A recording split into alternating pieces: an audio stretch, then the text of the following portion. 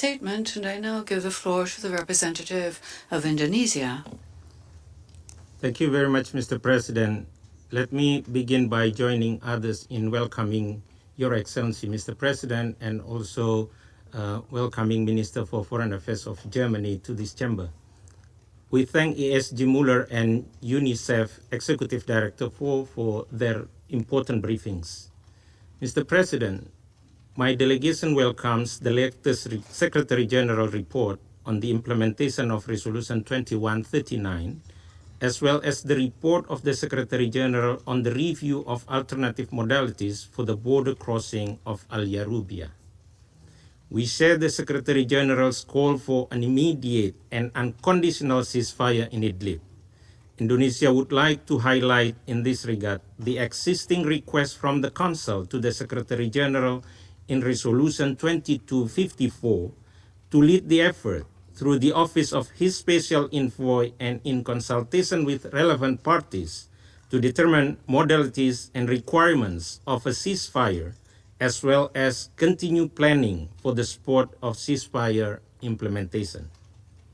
While acknowledging the close linkage between a ceasefire and a parallel political process, Indonesia would like to reaffirm its strong support to the ongoing work of the Special Envoy. Mr. President, I wish to underline 3 points. First, Indonesia urges all parties in the conflict to immediately cease hostilities. The humanitarian situation in the Northwest is extremely disturbing, with around 950,000 people displaced since December 1st. This number has increased significantly within a short period of time. The number of civilians killed as a result of hostilities is also increasing. We condemn any targeted attacks on civilian infrastructures, as well as IDP camps. We urge all parties to take necessary steps to protect civilians and to ensure respect for international humanitarian law, including the principles of distinction and proportionality. Once again, Indonesia appeals to all relevant parties in the conflict to stop violence, especially to stop their military operations in densely populated areas. Second, my delegation notes that the cross-border operation remains a key mechanism to providing life-saving humanitarian assistances to people in need. The increased demand in the Northwest should be immediately addressed. When humanitarian responses are overwhelmed, the international community must redouble its efforts to support the humanitarian operations in Northwest Syria. Third, we take note of the observations made in the Secretary General's report on the review of alternative modalities for the border crossing of Al Yarubia. A combination of more cross-border and cross-line access is indeed necessary to maintain the levels of humanitarian assistance in northeast Syria. We also believe that it is crucial for the Syrian government to facilitate more cross-line access to northeast Syria, especially medical distribution in a timely manner to all civilians in need.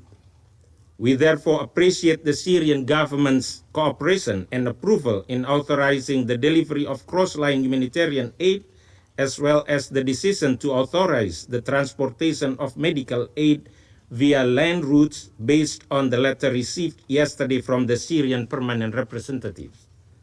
With this, Indonesia sincerely hopes that humanitarian operation in targeted areas can be enhanced and sustained. My delegation reiterates the importance for all parties to allow safe, unimpeded, and sustained access for the United Nations humanitarian response to all requested areas based on United Nations assessment of need in all parts of Syria. Let me stress one important last point. The issue of humanitarian assistance should not be politicized by anybody.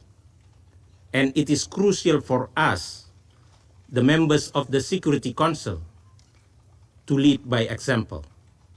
To conclude, Mr. President, my delegation commends the tireless efforts of all humanitarian workers on the ground, albeit the security situation in responding to the increasing needs in the Northwest. They are our real heroes. Thank you very much. I thank the representative of Indonesia for his statement.